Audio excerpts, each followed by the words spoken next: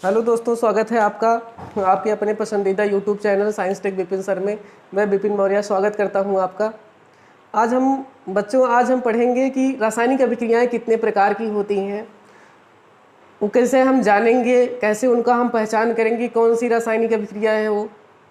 तो यहाँ पर क्लास 10th के लेवल से हमने जितनी भी रासायनिक अभिक्रियाएं पढ़नी है आज के क्लास में, उसको हमने यहाँ पर नोट कर दिया है। जिसमें आप देख पा रहे हैं संयोजन अभिक्रिया, कॉम्बिनेशन ऑफ रिएक्शन, वियोजन अभिक्रिया, डिकम्पोजिशन ऑफ रिएक्शन, विस्थापन अभिक्रिया, डिस्प्लेसमेंट रिएक्शन है। ये दो टाइप का होता है, एकल विस्थापन और द्विविस्थापन। इसके बाद उष्माक्षेपी और उष्माशोषी अभिक्रिया, एक्सोथर्मिक और एंडोथर्मिक। अगर इस रासायनिक अभिक्रिया के पढ़ने से पहले आपके मन में रासायनिक अभिक्रियाओं के बारे में, रासायनिक समीकरण किसे करते हैं, रासायनिक अभिक्रियाओं को संतुलित करने से लेकर कोई डाउट है तो हमारी पीछे वाली वीडियो देखिए। वहाँ पर पूरी सीक्वेंस के साथ सभी वीडियो प्लेलिस्ट में डाली गई हैं। और उस वीडियो को देखने के बाद अगर ये रासायनिक अभिक्रिया वाला वीडियो देखेंगे तो आपका कॉन्सेप्ट ज़्यादा क्लियर होगा। तो इसलिए हम कहेंगे कि प्लीज़ पहले वो जाकर पीछे वाला वीडियो देखिए, इसके बाद तब इस वीडियो पर आएंगे तो आपको ज़्यादा समझ में आएगा। ठीक है, तो हम स्टार्ट करते हैं आज का सेशन। आज की जो क्लास होगी वह इन सब के ऊपर होगी। जो पहला टॉपिक हमारा है वो संयोजन अभिक्रिया। संयोजन का शब्द अर्थ होता है कि जहाँ पर संयोग हो जाए, जहाँ पर दो लोग मिल जाएं। अगर दो लोग आपस में मिल जा रहे हैं तो वहाँ पर संयोग होना माना जाता है। यहाँ पर है संयोजन होना। तो ये रासायनिक अभिक्रियाओं के बारे में हम पढ़ रहे हैं, और रासायनिक अभिक्रियाओं के बारे में जब जान रहे हैं तो संयोग किसका होगा? दो अभिकारकों का होगा। हमने पीछे वाली वीडियो में बताया था कि वे पदार्थ जो रासायनिक अभिक्रिया में भाग लेते हैं उनको अभिकारक कहते हैं, और वे पदार्थ जो रासायनिक अभिक्रिया में नए पदार्थ के रूप में बनते हैं उनको हम उत्पाद कहते हैं। तो हम यहाँ पर अगर संयोजन अभिक्रिया में संयोग होने वाला है तो अगर डेफिनेशन इसका लिखें तो हम लिख सकते हैं कि वह अभिक्रिया जिसमें दो या दो से अधिक अभिकारक मिलकर किसी एकल उत्पाद का निर्माण करते हैं। दो या दो से अधिक अभिकारक मिलकर किसी एकल उत्पाद का निर्माण करेंगे तो उसको हम संयोजन अभिक्रिया कहते हैं।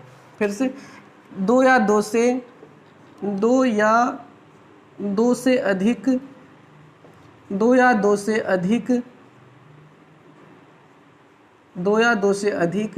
अभिकारक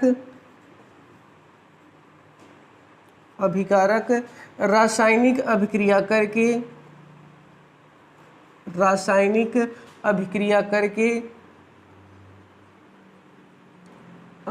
करके एकल उत्पाद का निर्माण करते हैं,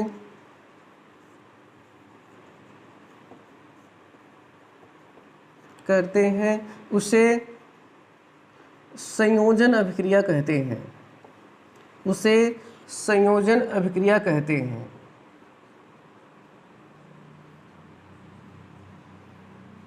उसे संयोजन अभिक्रिया कहते हैं। ये हो गया संयोजन अभिक्रिया का डेफिनेशन जो आप लिखेंगे कि जहाँ पर सिंपल में कहें तो दो अभिकारक हों और उसमें एक उत्पाद बने। आप जिस रासायनिक अभिक्रिया में अगर देख रहे हैं कि वहाँ पर अभिकारक दो ठे हैं और उत्पाद इक्कई बनत बा, दो अभिकारक हैं और उत्पाद इक्कई बनत बा, तो आप सीधे कह दीजिए कि वह संयोजन अभिक्रिया है।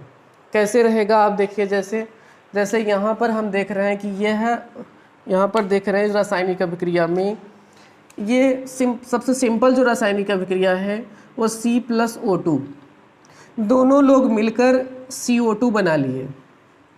दोनों लोग CO2, ये भी गैस होता है, ये भी गैस है और ये भी गैस है। तो ये जो रासायनिक अभिक्रिया है वह संयोजन अभिक्रिया है। आप कहेंगे कैसे संयोजन अभिक्रिया हुई? तो जो हमने लिखाया है दो या दो से अधिक अभिकारक, ये अभिकारक है, ये वाला एक अभिकारक है, यहाँ पर दो अभिकारक हैं, और ये दो लोग आपस में क्रिया करके जो नया पदार्थ बना रहे हैं, यहाँ पर कार्बन डाइऑक्साइड बना रहे हैं। क्या बना रहे हैं? कार्बन डाइऑक्साइड बना रहे हैं। कार्बन डाइऑक्साइड एकल उत्पाद है, अकेला उत्पाद बन रहा है, इसलिए यह अभिक्रिया कैसी है? संयोजन अभिक्रिया है। कैसी अभिक्रिया है? संयोजन अभिक्रिया है। जो दूसरा अगर हम इसका उदाहरण देखें तो जैसे यहाँ पर हो गया CaO और प्लस यहाँ पर हमने अभिक्रिया करा दिया CO2 से। जब ये लोग दोनों आपस में अभिक्रिया करते हैं तो बन जाता है CaCO3।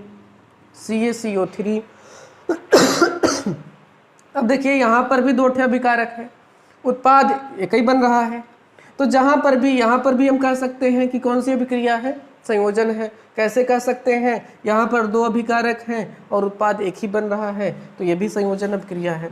इसको हम बोलते हैं कैल्शियम ऑक्साइड है, ये कैल्शियम ऑक्साइड है, ये कैल्शियम ऑक्साइड है, और ये वाला इसको हम बोलते हैं calcium carbonate. Calcium carbonate, calcium carbonate. तो ये हो गया भैया संयोजन अभिक्रिया, कि संयोजन अभिक्रिया कहते किसे हैं और कैसे हम देख के जान पाएंगे। तो सीधा आपको क्या करना है, आप देखिए उसमें कितने अभिकारक हैं और कितने उत्पाद बन रहे हैं। अगर अभिकारक की ओर 2 या 2 से अधिक हैं, उत्पाद एक ही बन रहा है, तो आंख मूंद के आप कहिए कि वो संयोजन अभिक्रिया है। ठीक है, तो ये हो गया संयोजन अभिक्रिया। हमारा जो दूसरा टॉपिक यहाँ पर होने वाला है वो है वियोजन अभिक्रिया। वियोजन अभिक्रिया,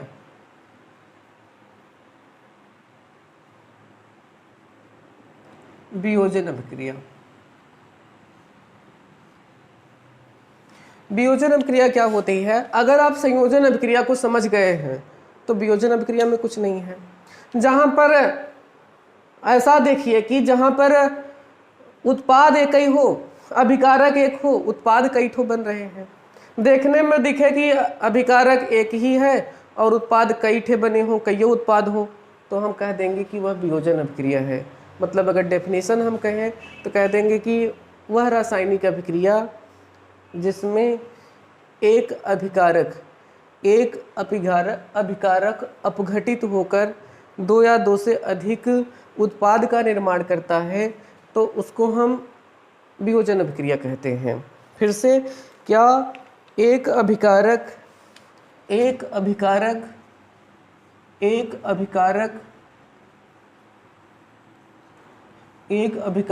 अपघटित होकर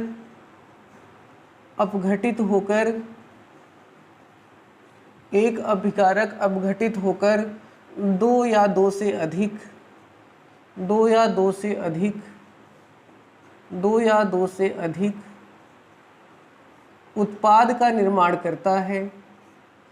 उत्पाद का निर्माण करता है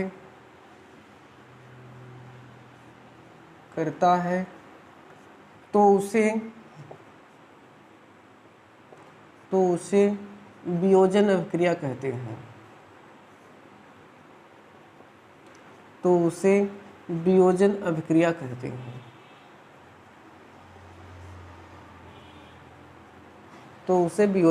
कहते हैं।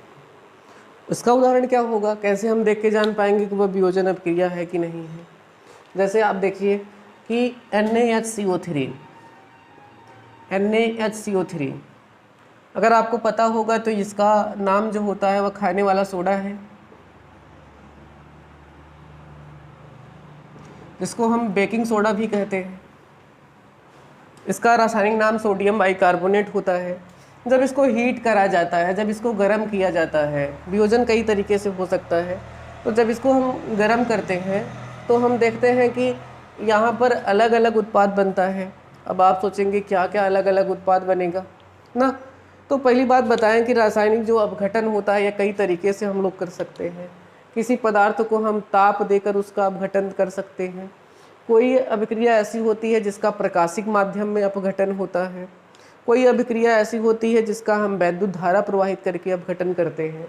तो जो भी प्रक्रियाएं होती हैं, लेकिन हमसे ये मतलब है कि हमें अभिकारक एक दिखे और उत्पाद कई ठे दिख जाए, तो हम कह देंगे कि वह वियोजन अभिक्रिया है।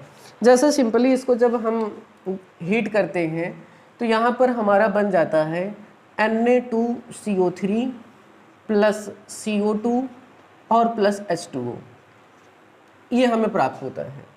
रासायनिक रूप से क्या हमारी अभिक्रिया बैलेंस है, इसकी जांच कर लें। यहाँ पर 2 सोडियम है तो यहाँ पर भी 2 सोडियम, 2 कार्बन यहाँ पर हैं तो या 1 कार्बन यहाँ पर है, 1 कार्बन यहाँ पर है, 2 हाइड्रोजन है जी, यहाँ इधर भी 2 हाइड्रोजन है, 2/3 6 ऑक्सीजन, 3 2 5 1 6 ऑक्सीजन है। तो ये हमारा रासायनिक अभिक्रिया बैलेंस है। इस अभिक्रिया में अभिकारक केवल एक है, उत्पाद 3 ठो बन रहे हैं।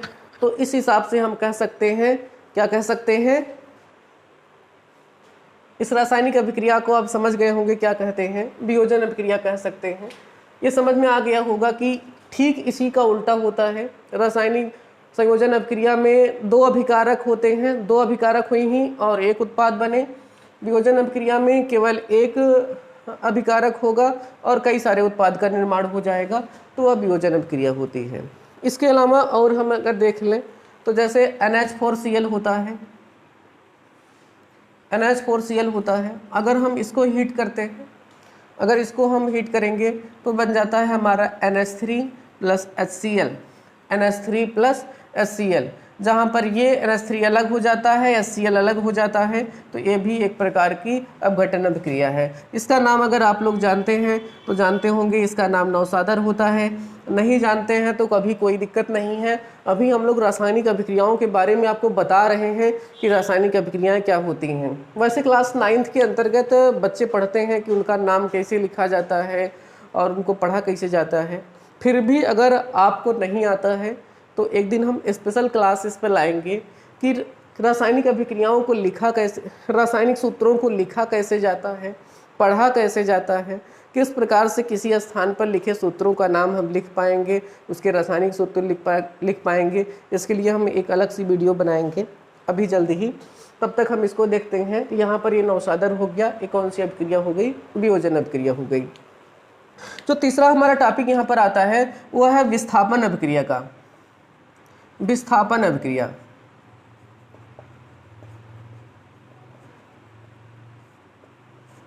ये काफ़ी इंपॉर्टेंट अभिक्रिया होती है। ये हमेशा हमको अभिक्रिया, जब भी हम रसायन विज्ञान को पढ़ते रहते हैं तो रासायनिक अभिक्रिया मिलती रहती है। तो इस अभिक्रिया के बाद में अगर हम इस तरीके से समझें कि यहाँ पर पावर की बात होती है, सिंपल स्थान पे समझें कि एक कुर्सी है और कुर्सी पर एक आदमी बैठा होता है। जैसे ही कोई पावरफुल आदमी आता है, उससे बड़ा आदमी आता है, तुरंत अपनी कुर्सी से उठ जाता है और वो पावरफुल आदमी उस पर जाके बैठ जाता है।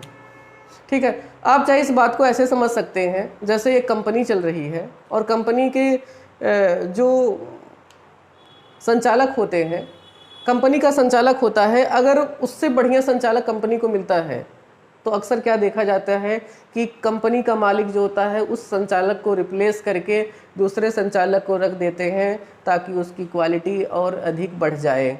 तो यही समझिए कि विस्थापन अभिक्रिया में भी होता है। जिस प्रकार वहाँ पर कुर्सी में विस्थापन हो जाता है, कंपनी में विस्थापन हो जाता है, वैसे ही समझिए कि यहाँ पर भी विस्थापन हो जाता है। अब इसमें कैसे विस्थापन होता है, यहाँ पर कुर्सी कोई छोड़ने वाला थोड़ी है, यहाँ पर कोई कुर्सी नहीं छोड़ने वाला है। लेकिन समझने वाली बात यह है कि अगर कोई यौगिक हमारे पास है और उसमें जो तत्व है आप समझिए, जैसे हमारे पास CuSO4 है, हमारे पास CuSO4 है।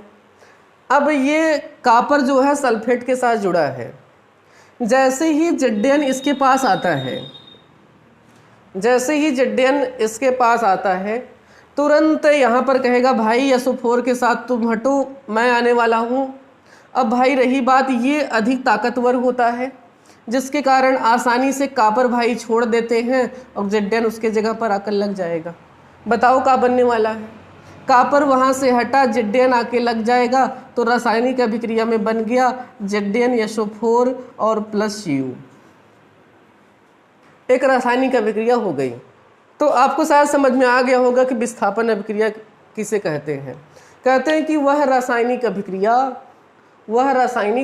अभिक्रिया जिसमें कोई क्रियाशील धातु किसी यौगिक से अन्य धातु को विस्थापित कर देता है, उसको हम विस्थापन अभिक्रिया कहते हैं। जैसे यहाँ पर देखो, कापर जो हो SO4 के साथ बैठा हुआ था, जिंक आया, जिंक की पावर ज़्यादा है, इसकी अभिक्रियाशीलता ज़्यादा है, जिसके कारण वो कापर को हटा दिया और जिंक उसकी जगह कर जाकर लग गया। इस प्रकार जो हमें उत्पाद मिल गया वो ZnSO4 प्लस U मिल गया। तो ये कौन सी अभिक्रिया हो गई, विस्थापन अभिक्रिया। इसका डेफिनेशन क्या लिखेंगे, लिखेंगे जब किसी रासायनिक अभिक्रिया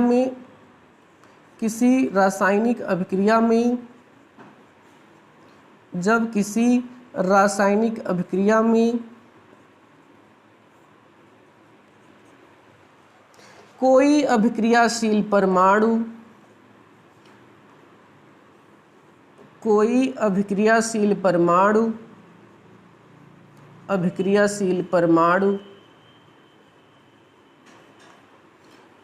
अभिक्रियाशील धातु भी कह सकते हैं, धातु का परमाणु या आयन किसी यौगिक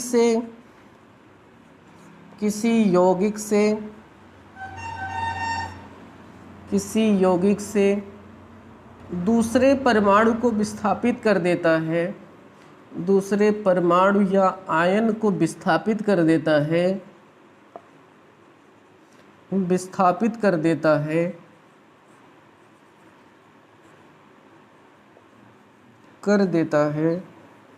तो उसे विस्थापन अभिक्रिया कहते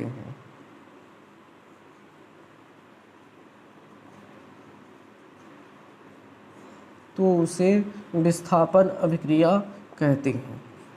ये हो गया हमारा विस्थापन अभिक्रिया की डेफिनेशन। अब आगे हम देख रहे हैं कि लिखा गया है कि विस्थापन अभिक्रियाएं दो प्रकार की होती हैं, एक एकल विस्थापन अभिक्रिया होती है, दूसरी द्विविस्थापन अभिक्रिया होती है।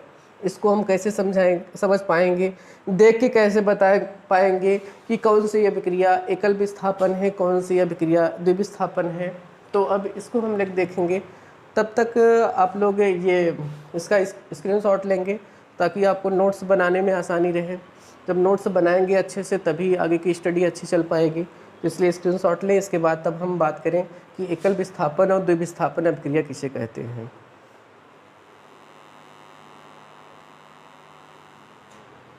ठीक है, अब हम देखते हैं कि एकल विस्थापन और द्विविस्थापन अभिक्रिया किसे कहते हैं।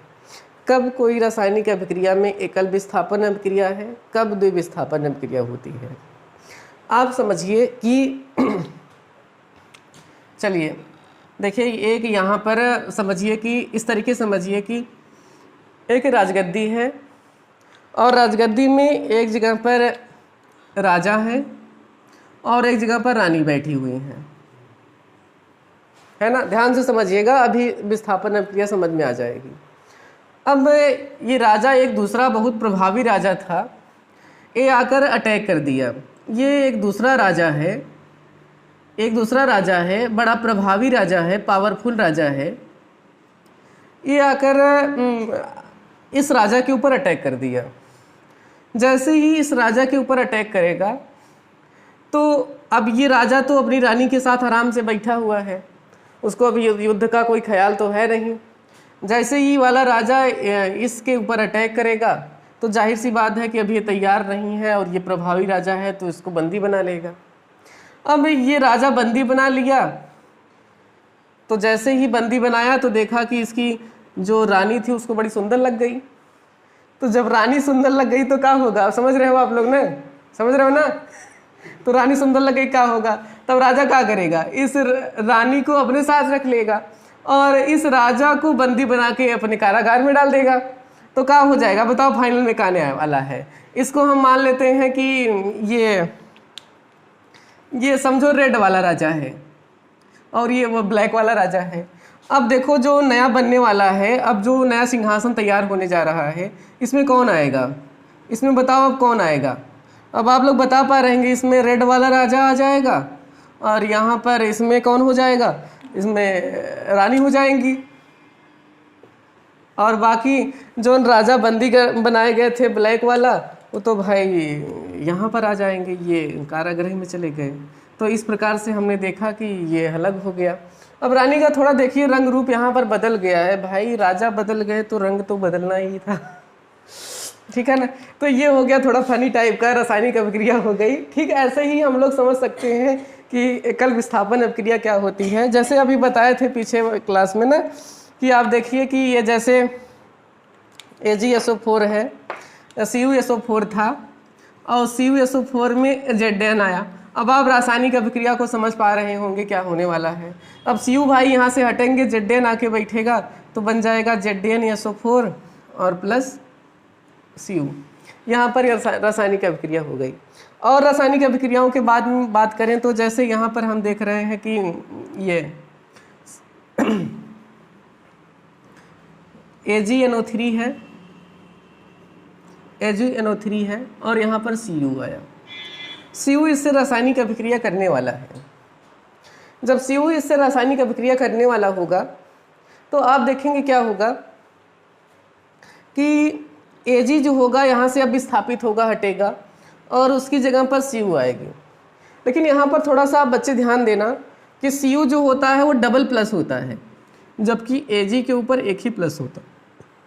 अगर Cu के ऊपर डबल प्लस है इसका मतलब उसको 2 NO3 चाहिए। तब बताओ हो ना, दूर आनी चाहिए, कैसे हो पाएगा?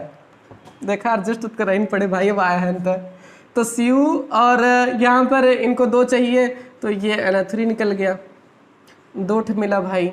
अब जाहिर सी बात है कि अगर 2 NO3 रहा तो पहले से 2 Ag रहा हो तभी तो इसको बैलेंस करेंगे, तो यहाँ पर 2 Ag निकल कर बाहर चला आएगा। ये हमारा एकल विस्थापन अभिक्रिया हो गया।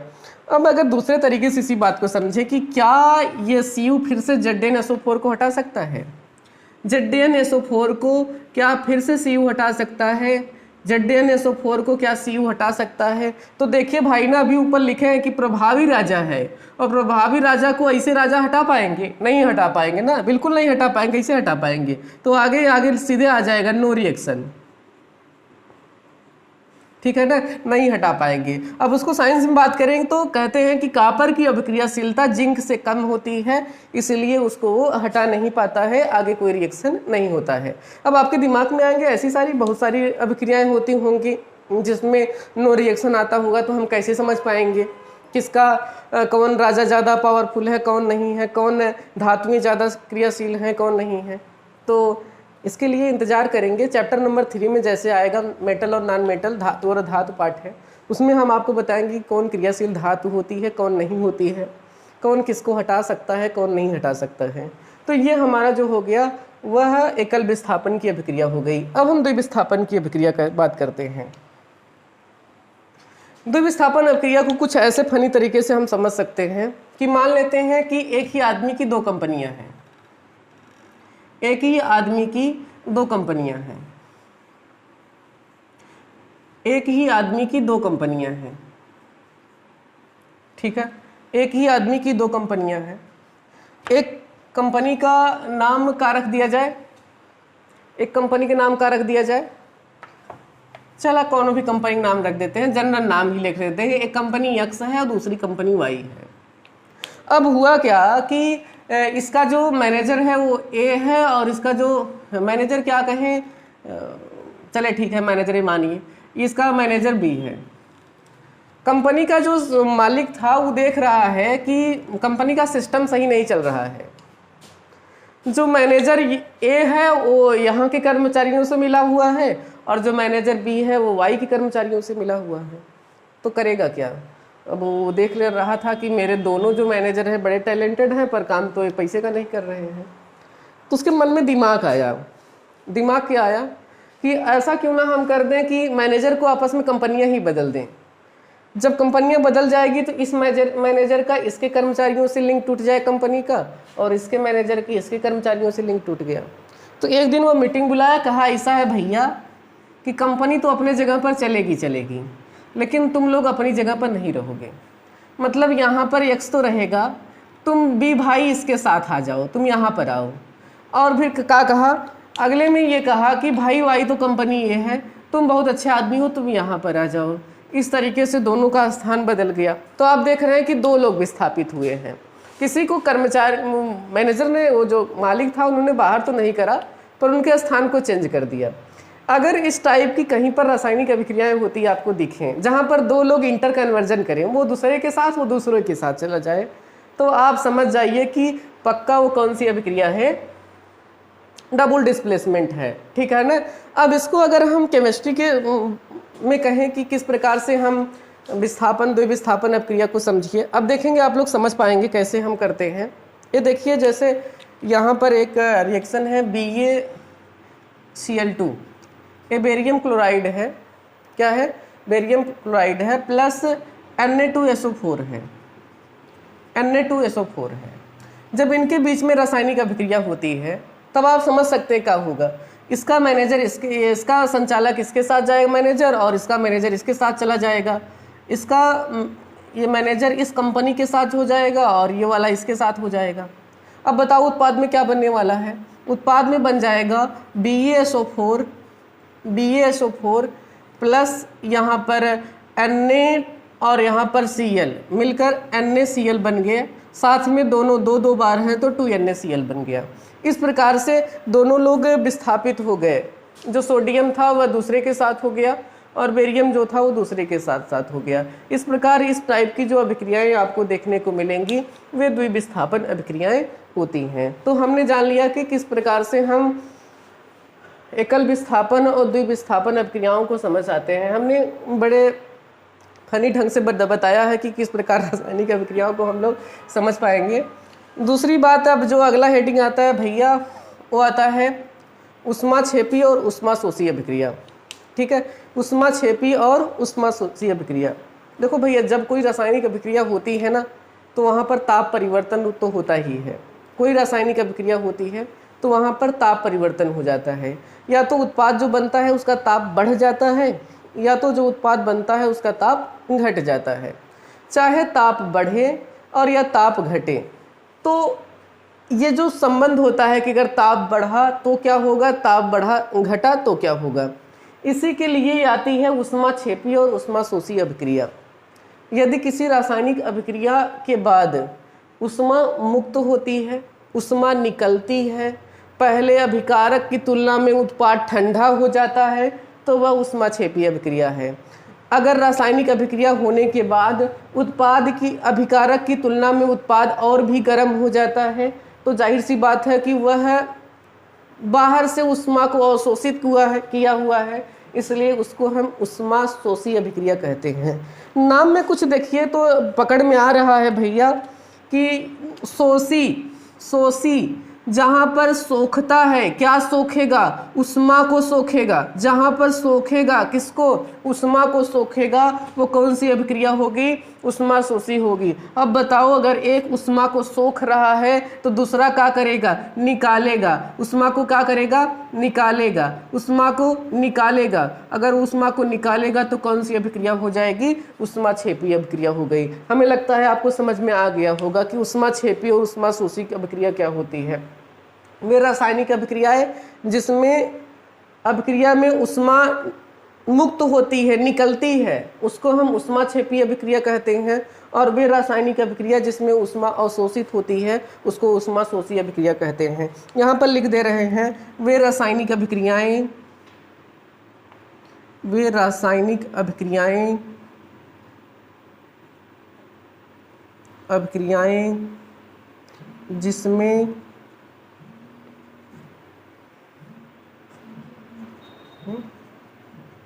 जिसमें ऊष्मा अवशोषित होती है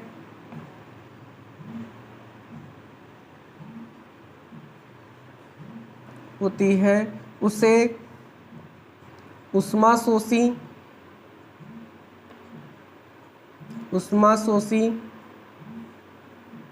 और जिसमें ऊष्मा मुक्त होती है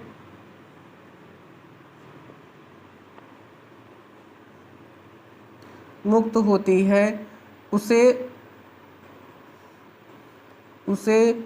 ऊष्माक्षेपी अभिक्रिया कहते हैं। ऊष्माक्षेपी अभिक्रिया कहते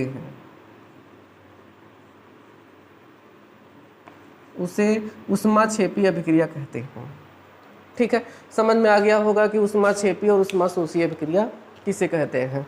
अब इसका उदाहरण अगर हम देखें तो क्या होता है, ऊष्माक्षेपी अभिक्रिया का उदाहरण क्या होता है। जैसे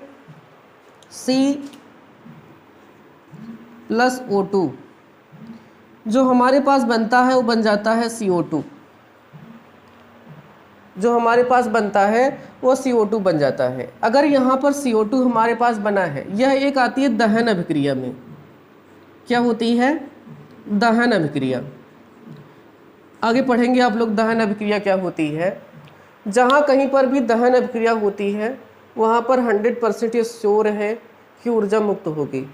आप लोग अगर समझेंगे तो समझ पाएंगे। अगर कोई चीज़ जलती है तो हमको वहाँ से उष्मा निकलती है, उष्मा का एहसास होता है।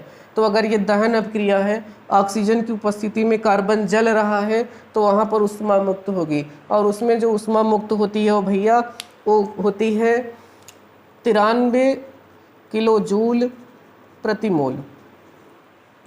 इस उष्मा को हम नेगेटिव साइन के साथ लिखते हैं, क्योंकि जहाँ पर उष्मा मुक्त होती है उसको हम नेगेटिव साइन के साथ लिखते हैं। अब आती है कि वो उष्मा क्षेपी अभिक्रिया क्या होती है। उष्मा शोषी अभिक्रिया का उदाहरण क्या होता है। जैसे N2 और प्लस O2 आपस में दोनों मिलते हैं तो बन जाता है 2NO। 2NO, ये 2NO एक उष्मा शोषी अभिक्रिया है जिसमें उष्मा अवशोषित होती है। कितना अवशोषित उष्मा होती है? यह होता है 45 किलो जूल प्रति मोल।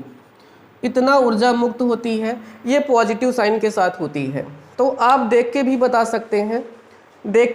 सकते हैं कि कौन अभिक्रिया उष्मा क्षेपी है, कौन अभिक्रिया उष्मा शोषी है। अगर किसी रासायनिक अभिक्रिया से जो मुक्त ऊर्जा होती है वह नेगेटिव साइन के साथ लिखी है, इसका मतलब वह है उष्मा निकल रही है, उसको हम कहेंगे उष्मा क्षेपी अभिक्रिया। अगर किसी रासायनिक अभिक्रिया में ऊर्जा मुक्त हो रही है तो पॉजिटिव साइन के साथ होगी, जिससे हमें पता चल जाता है। तो इस प्रकार से हम रासायनिक अभिक्रियाओं का पहचान भी कर सकते हैं। तो ये था आज की क्लास का वीडियो, जिसमें हमने रासायनिक अभिक्रियाओं के बारे में पढ़ा कि कौन कौन सी रासायनिक अभिक्रियाएँ होती हैं, उनके डेफिनीसन के बारे में, उनके उदाहरण के बारे में, कैसे हम जान पाएंगे कौन सी अभिक्रिया है। ठीक है, तो आगे की अभी इस चैप्टर 1 की कुछ और भी रासायनिक अभिक्रियाएं हैं जिसका अगली क्लास में हम लोग पढ़ेंगे। और तब तक आप इनको अच्छे से नोट्स बनाएं और एक बार दोहराएं। एक बार बुक को अपने ज़रूर पढ़ें। बुक को पढ़ेंगे तो आपको अधिक क्लियर हो जाएगा। और हम तब तक अगली वीडियो आपके सामने लेकर आएंगे जिसमें हम ऑक्सीकरण और अपचयन अभिक्रियाओं के बारे में पढ़ेंगे। विकृत गंधिता क्या होती है, संक्षारण क्या होता है, रेडॉक्स अभिक्रिया क्या होती है, इन सब के बारे में पूर्ण रूप से पढ़ेंगे। ठीक है, तब तक पढ़ते रहिए, खुश रहिए, मस्त रहिए और दूसरों को भी पढ़ाते रहिए। धन्यवाद, थैंक यू।